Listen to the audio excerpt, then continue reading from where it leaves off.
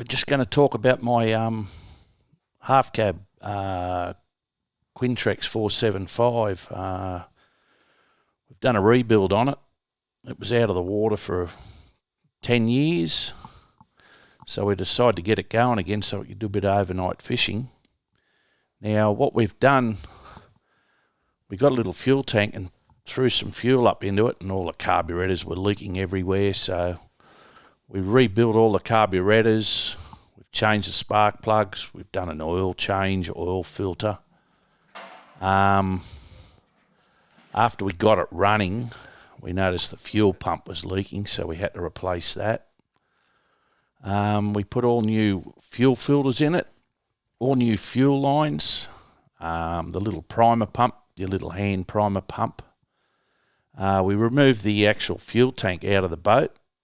We deloused it. We actually just cleaned it with a pressure cleaner and soap inside it and scrubbed it out, or, like with a pressure cleaner, and just left it out in the sun for a couple of days to dry right out. Mate, it was perfect. We've also fitted new accelerator and gearbox cables to the boat. They were all snapped. We weren't able to change any gears or do anything. We also did a service on the gearbox leg. We changed the oil. We put a new water pump impeller in. And also in the boat, we had to fit a new floor. The actual floor had all collapsed.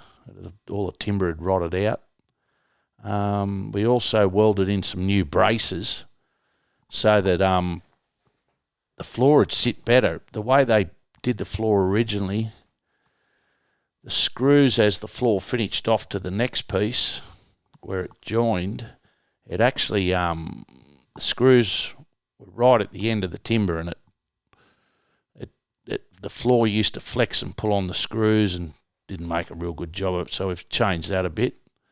We also fitted new perspex to the front hatch because it was cracked. It had been cracked for a while. I used to have tape on it. Just when you open it up, it hits the windscreen, and we're up top where the button is, and it just started to split, so we changed that. Another thing I want to do, I want to give a shout out to a couple of people. Joe down at Independent Outboards. Mate, I've never met a nicer bloke that will help you out with stuff. Just with his advice, even with the parts, the prices were reasonable. Also to Brad from Brad does mobile outboard service. His name's I think it's Bates Mobile Outboard Service. He's done a bit of work on the bass boat for me, and mainly because I had an electrical problem and I wasn't sure where to have a look where it was, and actually it was the rectifier or the charging thing for the battery. I noticed the voltage went through the roof on the readout one day, and then I noticed the boat was having a little bit of trouble starting, and I got my amp meter and checked it all out and realised that it just wasn't charging the boat, but I wasn't sure whether you'd have to lift the flywheel off, and it was something under that or where it was. So I got him to come out, and mate, he fixed it up, and he was the one that actually mentioned Joe down at Independent Outboards there at Blacktown. So I think it's Blacktown, or it's in Holbeck Road.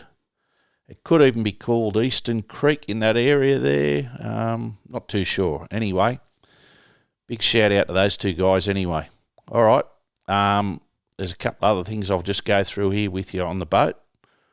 We also pressure cleaned inside the hull. We fitted new batteries up to it. We also fitted some lights under the gunnel. A couple of jobs we do want to do on it now down the track is we've got to fit a new windscreen because it's a lot of cracking, or just the glass itself or the perspex has started to go, but there is one hole in the glass or in the perspex from where a hailstone hit it in a hailstorm. We've got to redo the covers. The covers, the zippers are starting to go. A couple of other things I want to do. I want to rewire it. It's a bit of a mess behind the dashboard there, and it's got old glass fuses, and the fuse holders are starting to crack. I'll also fit up some USB outlets, a couple of 12-volt outlets, maybe even in a 12-volt gauge, just so I can see the battery charge. We've actually had it running. We took it out on one run. We went and did a comp that Gary put on, Gary Titterton from Hawkesbury Jewfish. We went and fished his Hawkesbury comp. We did no good. We did a little video there, but all we caught was bloody heaps of eels. It was a pain in the neck, but it was a good little trip. I was pretty confident with the motor after I got it all sorted out. It pretty well, we didn't even test it anywhere. We just took it out and went fishing. Another job I want to do is I'll buy a transducer and a wiring harness for my Hummingbird sounder. That'll make it a lot better. Just because the old Lowrance one's pretty old now, and the navigation, I've got like two, like a split navigation come sounder. The navigation side's all failed. That was just a straight out GPS setup, so that's a bit of a shame. But anyway, yeah, we've pretty well got this thing back in the water and running. We'll clean it right up and give it a polish and do a few other jobs on it. But yeah, we're just going to see how it goes for now. Just trying to think what else we got to do. We quickly checked the wheel bearings and things like that before we took it. It probably needs a new set of tyres. They're getting a bit old. So the boat itself hasn't been in the water for 10 years.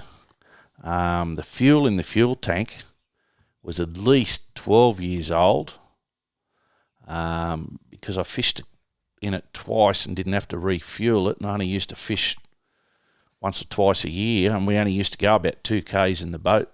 We used to go out to Wangler Dam, so yeah, it was in a sad way, the boat itself. So it's come up pretty good. There's a little bit more work on it, but they're all the jobs we've done that I can show you for now. Anyway, we'll leave it at that, and don't forget to subscribe to the channel.